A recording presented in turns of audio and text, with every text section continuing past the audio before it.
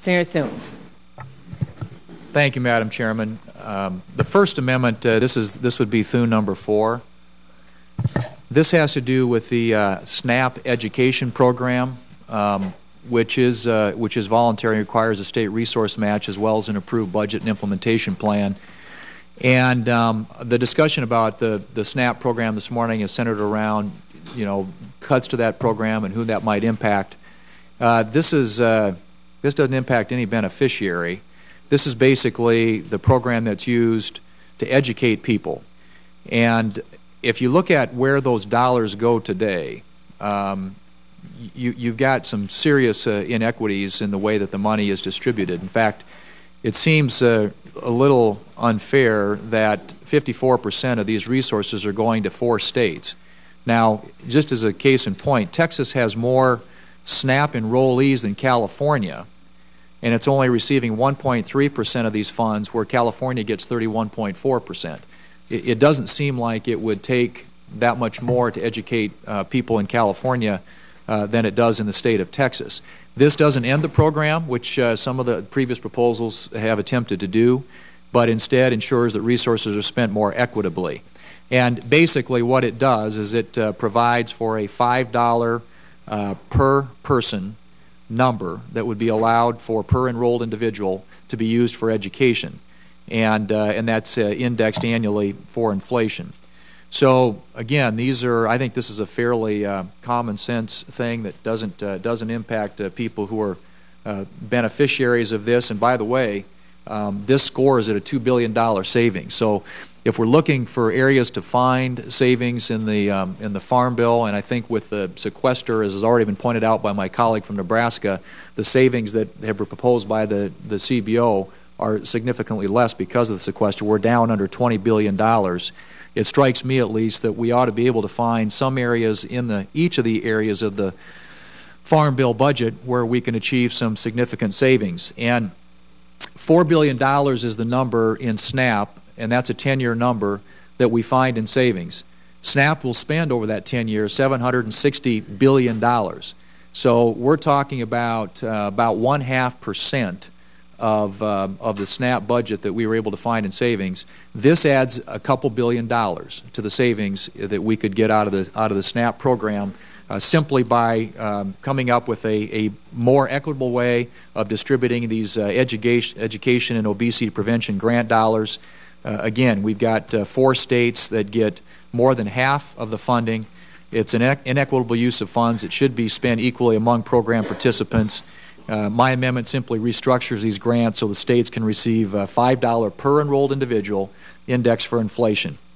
And in this way, all recipients of SNAP benefits have equal access to nutrition, education, and obesity prevention resources that help them to make healthy choices when they're shopping on a budget.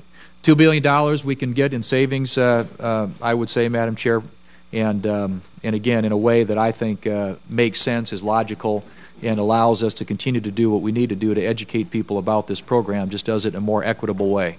So, Madam President, I would ask for a recorded vote on this amendment. Thank you, Madam Chair. This amendment deals with what's referred to as ABODs, or able-bodied adults without dependents, who are currently eligible for SNAP benefits for 3 months and every 3 years. To continue receiving benefits, they've got to demonstrate a desire to work by entering the workforce part-time, participating in job training or workfare programs, or even volunteering in their communities. These requirements are waived in areas with high unemployment, but the waivers are being awarded at an alarming rate using overly broad regulatory authority.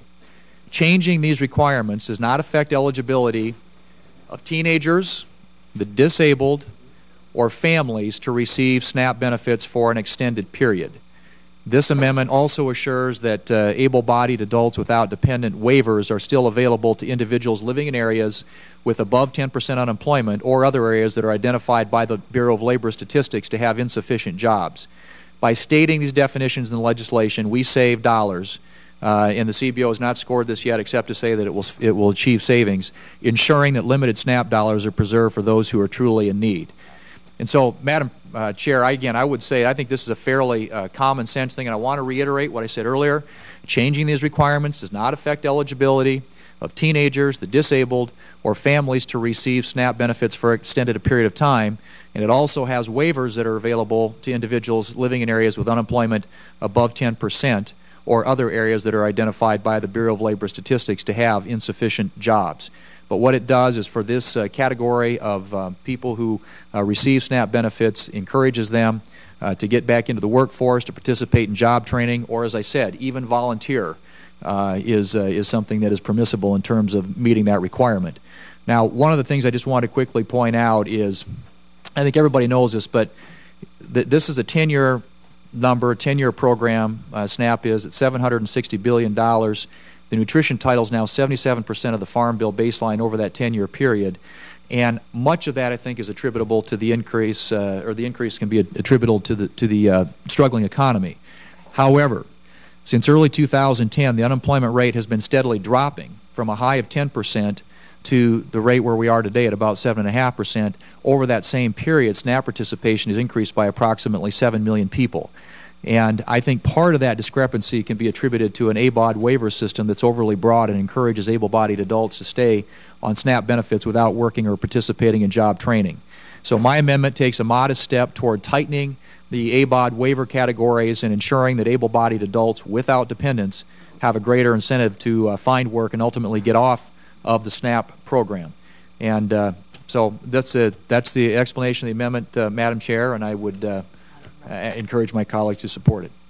Here I do. What this amendment would do, and this is Thune number 5, for those of you who are following.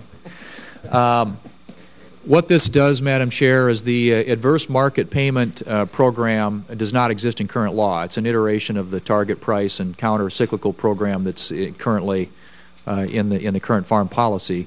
And the Chair's mark includes that the AMP program for all commodity crops and rice and peanuts. AMP leaves target prices, now called reference prices, the same for all commodity crops, the same as they were in the 2008 Farm Bill, but does substantially increase rice and peanut target prices from the 2008 Farm Bill levels.